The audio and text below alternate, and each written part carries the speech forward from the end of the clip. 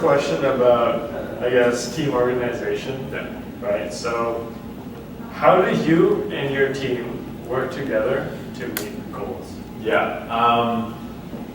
One thing I pride myself in BiteSite is that we're quite process oriented. So on the software side, we have a modified Scrum that we use, and I think when you have a good process in place, it's pretty easy to work together as a team because everyone's just following the process, right? So we use Trello to manage our stuff, and it's very simple. It's just like this is what we want to do this week. Try your hardest to take your tasks and do them. And then we have a whole process around like code review and all this stuff like that. So I think having a good process in place is very key to team dynamics and team organization.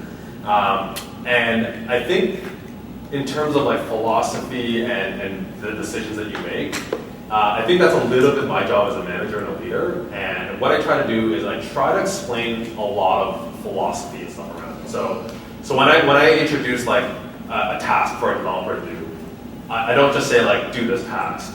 Like sometimes I know the task seems terrible because sometimes the task will be, hey, you know that thing you built 2 weeks ago? I want you to get rid of it. Like that'll be the task, right? And if I just tell you that or just assign the card to you, that's really bad. So I kind of try to explain the motivations and things behind it. And I think when you explain motivations, then the team can kind of get behind it. They understand, oh, I know why I'm doing this, so I'm going to be motivated to do it, right? So I think process and also making sure your team is aligned in terms of goals, and the way you do that just by talking about the goals, I think is a good way to kind of work together. So, I think we have an audience question. All right. Yes, just contributing to what was said right now.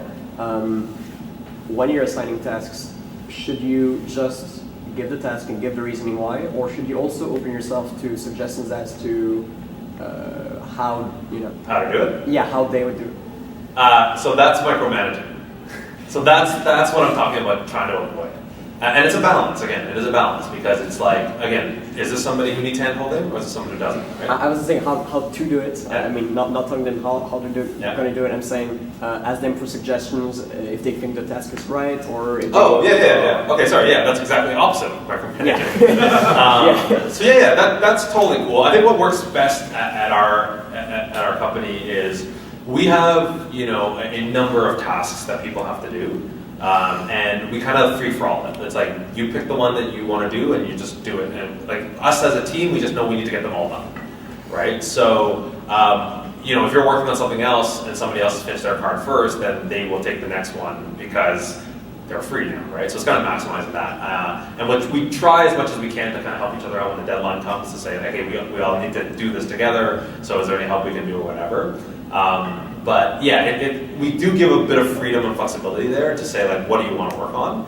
But where we don't give that flexibility is a little bit of the product management side. So when we separate our product management and our product development into two different groups of people basically.